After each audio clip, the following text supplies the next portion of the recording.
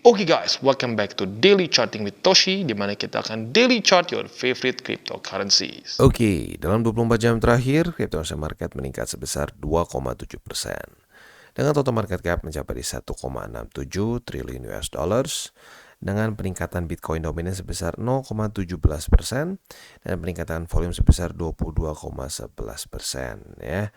Nah, seperti biasa hari ini kita akan bagi DCWT menjadi dua sesi. Sesi pertama adalah untuk Bitcoin dan Ethereum, dan sesi kedua adalah untuk altcoins. Ya, buat lo yang pengen altcoins favorit lo dibahas di DCWT sesi kedua, boleh komen di bawah. Apabila cukup banyak demandnya, kita akan bahas di DCWT sesi kedua ya. Nah, kita bisa di sini untuk Bitcoin terjadi peningkatan sebesar 3,33% dalam 24 jam terakhir. Dan tentunya ini membuat satu reclaim yang cukup bagus ya. Kemarin MA20 masih berhasil mereject, tetapi tiba-tiba malam-malam dia ditaklukkan oleh Bitcoin, dan sekarang bahkan daily close dari Bitcoin kayaknya di atas dari MA50. Nanti kita cek ya. Untuk Ethereum juga terjadi peningkatan sebesar 2,16%. Dan kalau kita di sini dengan peningkatan Bitcoin dominance yang signifikan pada hari ini menunjukkan bahwa pada hari ini Bitcoin cenderung lebih berkuasa dibandingkan dengan altcoins ya. Seperti biasa gue ingatkan juga bahwa sekarang TCI sudah aktif di Twitter atau X. Buat yang belum follow, silahkan bisa follow di @toshicryptoindo, di mana kita akan membahas sesuatu yang berhubungan dengan kripto. Bentuknya bisa news, analisa, dan juga meme ya. Selanjutnya kita akan geser ke economic calendar. Untuk hari ini economic calendar ini tuh hari Selasa ya. Yes, hari Selasa. Dari US akan keluar dua data penting. Yang pertama adalah CB Consumer Confidence. Untuk ini harapannya apa?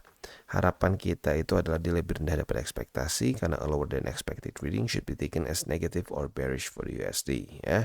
Berarti harapan kita lebih rendah daripada 115. Sementara untuk jobs opening, harapan kita adalah di sini lebih rendah daripada ekspektasi juga, karena while a weaker than a forecast reading is generally negative or bearish for the USD ya. Berarti lebih rendah daripada 8,750 ya. Itu kurang lebih untuk hari ini. Dua data pentingnya akan keluar dua-duanya jam 10 malam. Nah, selanjutnya untuk besok kita coba intip dulu ada yang penting atau tidak. Besok hari Rabu dari US akan keluar ini ada Chicago PMI dan juga crude oil inventories, ada juga ADP non-farm employment change. Yes, besok akan keluar 3 data penting dari US ya.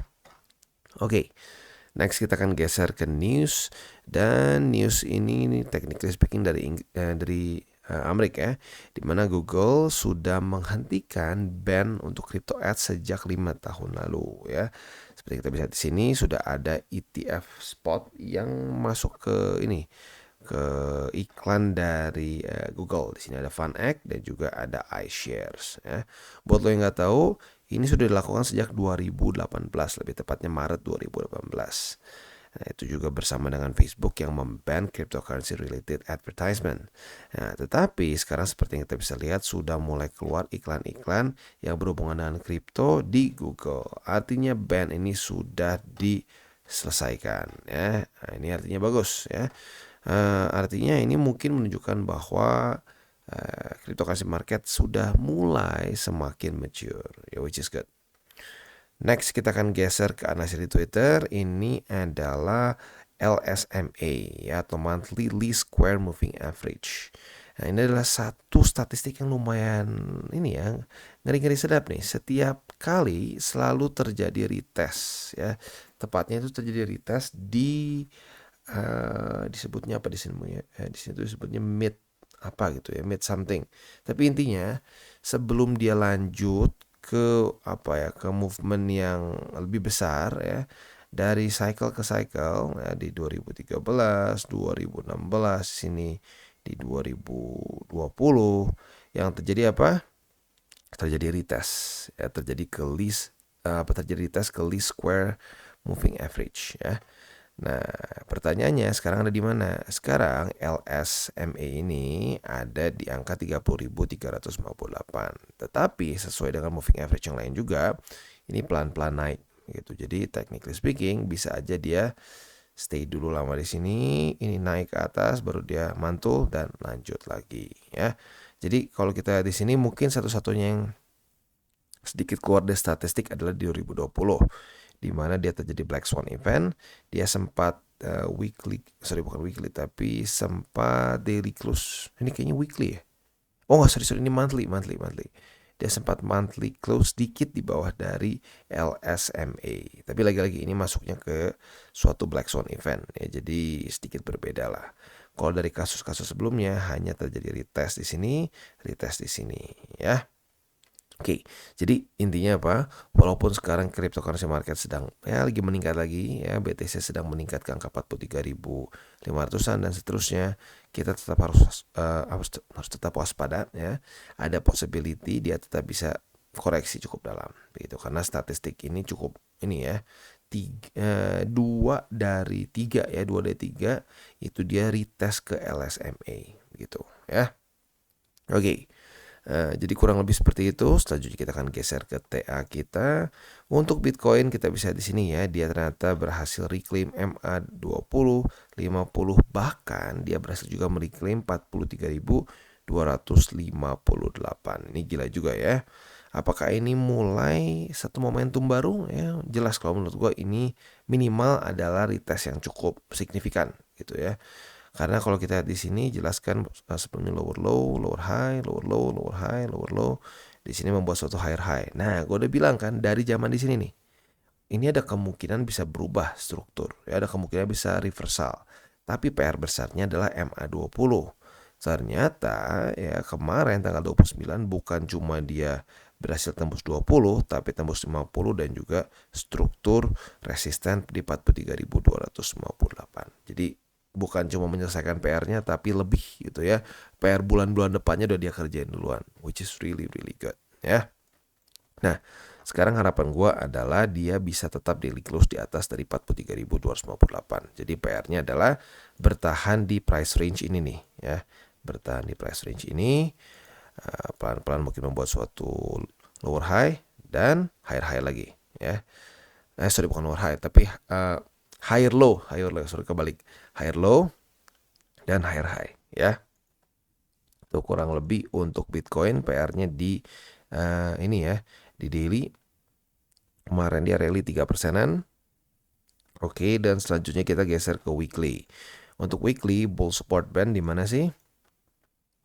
Bull support band itu sekarang ada di angka 37.981 sampai 37.206 ya, berarti nyaris 38 ya sebenarnya yang paling tingginya ya, which is really good ya.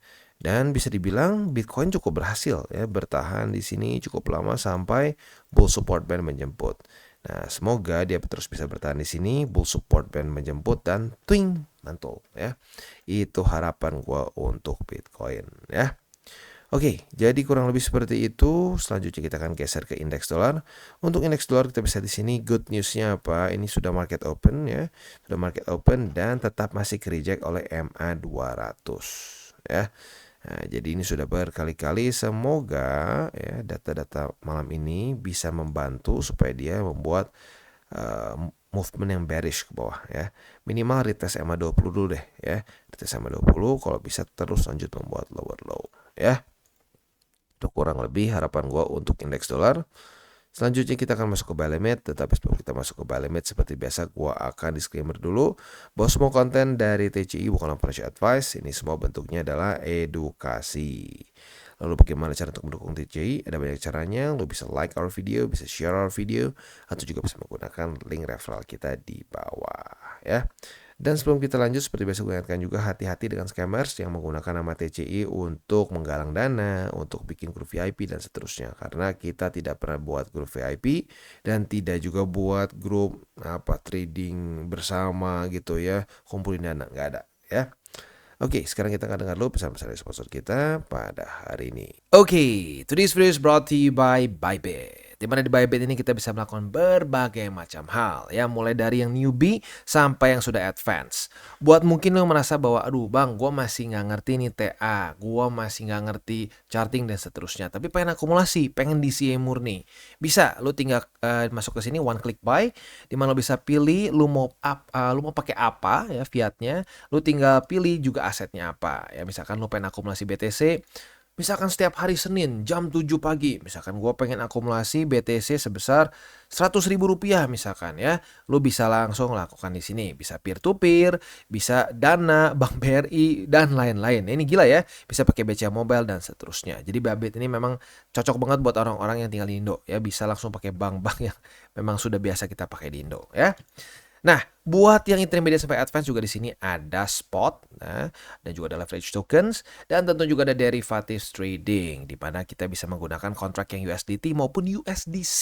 Jadi di sini lo bisa pakai USDC ya, karena nggak semua exchanger bisa menerima untuk futuresnya pakai USDC ya.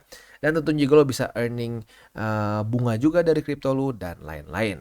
Dan tentu juga di sini kita bisa melakukan copy trade ya, di mana copy trade dari Bybit ini sudah cukup terkenal ya, dan kita bisa mendapatkan keuntungan juga. First copy trade kita bisa ada protection 100 USDT loss coverage ya, dan seterusnya ya. Jadi buat lo yang tertarik bisa silakan pakai, klik di link referral kita di bawah. Dan sekarang kita masuk ke Bitcoin. Untuk Bitcoin kita bisa di sini ya, dia berarti buy limitnya tentunya berubah signifikan ya. Buy limit pertama jadi di 43.258, buy limit kedua di MA50 di 42.866, dan buy limit ketiga sekarang di MA20 di angka 42.000 lebih 20 USD ya. Itu untuk posisi spot di Bitcoin. Untuk posisi futuresnya hari ini sudah terjadi retest pertama di 43.258 ya. Kita lihat besok pagi jam 7 apakah daily close dari Bitcoin masih di atas dari 43.200-an. Apabila tetap masih di atas, kita bisa limit posisi long di sini. Retest kedua ya, otomatis kita kebuka posisi longnya dengan target TP di angka 44.235. Sementara untuk posisi shortnya tinggal kita balik saja logikanya. Retest 1, retest 2 di 44.235. Kita bisa buka posisi short dengan target TP di angka 43.258 ya. Itu kurang lebih untuk setup di Bitcoin. Sekali lagi secara struktur Bitcoin is doing quite good ya. Tinggal ya pelan-pelan lanjutkan lagi PR-nya, membuat higher high dan higher low ya. Next kita masuk ke Ethereum. Untuk Ethereum bagus juga ya, dia rally dengan signifikan tetapi masih ke reject oleh 2317 ya. Jadi untuk sekarang untuk Ethereum secara posisi spotnya nggak terlalu berubah sih ya. Buy limit pertama di 2232, buy limit ketiga di 2177, dan buy limit ketiga di 2123. Untuk posisi futuresnya kita sudah dapat posisi short karena sudah terjadi retest 1, retest 2 di angka 2317 sebagai resisten ya. Nah, untuk posisi short kita ini target TP-nya di mana? Target TP-nya yang boleh pertimbangkan di 2232. Kalau mau sedikit lebih konservatif bisa di sini, struktur baru ya, yaitu di angka 2256 ya. Itu kurang lebih untuk posisi short di Ethereum. Untuk posisi longnya tinggal kita balik saja logikanya. Retest 1, retest 2, tinggal kita lihat mantulnya di mana, antara di 2253 atau di 2232. Yang penting terjadi retest 1, retest 2 ya. Kalau dia mantulnya di sini di 2253 berarti target TP-nya adalah di angka 2317. Kalau di bawah berarti ada pilihan TP-nya mau kemana. Kalau mau lebih konservatif, TP-nya bisa pertimbangkan ya ke 2256. Sekali lagi kalau dia kayak gini nih, 1, 2. Nah, ini target TP yang konservatif. Target TP yang agresif boleh pertimbangkan di sini di 2317 ya. Itu kurang lebih untuk setup di Ethereum. Secara struktur ya lumayan sih ya, di sini membuat suatu higher high belum sih sebenarnya, tapi mulai membuat satu higher high higher low kecil ya, kecil tapi belum berhasil menaklukkan struktur besarnya. Berbeda dengan BTC yang sudah berhasil menaklukkan struktur lower high di sini gitu ya. Oke. Jadi kurang lebih seperti itu untuk hari ini. Seperti biasa gue ingatkan bahwa kita akan ada DCWT sesi kedua. Di situ lu bisa komen di bawah di video ini ya, apabila pair favorit itu ternyata cukup banyak demandnya, kita akan bahas di DCWT sesi kedua gitu ya. Seperti biasa gue ingatkan, jangan pakai uang panas, jangan over leverage dan berpikirlah jangka panjang. Dan malam ini akan keluar beberapa data penting, itu jam 10 malam tepatnya ya. Jadi buat lo yang punya posisi futures dan konservatif ya, hati-hati kalau sudah jam segini belum kena target TP juga, mungkin boleh pertimbangkan TP secara manual. Just in case volatility-nya tidak sesuai dengan harapan. Oke guys, jadi itu adalah akhir dari segmen DCWT kita pada hari ini. Dan jangan lupa bagi kalian yang merasakan manfaat dari segmen ini, jangan lupa untuk share ke teman-teman kalian. Dan apabila lu pengen mensupport channel kita, ya TCI, jangan lupa untuk menggunakan link referral kita di bawah. Nggak wajib ya, tetapi apabila lu menggunakan link referral kita di bawah, ada macam-macam ya, dari Bybit, Huobi, Maxi, toko kripto, dan banyak lagi ya. Ya, walaupun nggak wajib, tapi kalau menggunakan link referral kita, lu secara langsung membantu perkembangan dari TCI. Dan satu lagi, jangan lupa juga untuk join Telegram group kita, di mana kita bisa ngobrol-ngobrol santai mengenai dunia cryptocurrency secara dua arah. So, jangan lupa untuk like, subscribe, klik the bell icon, and see you on the next video.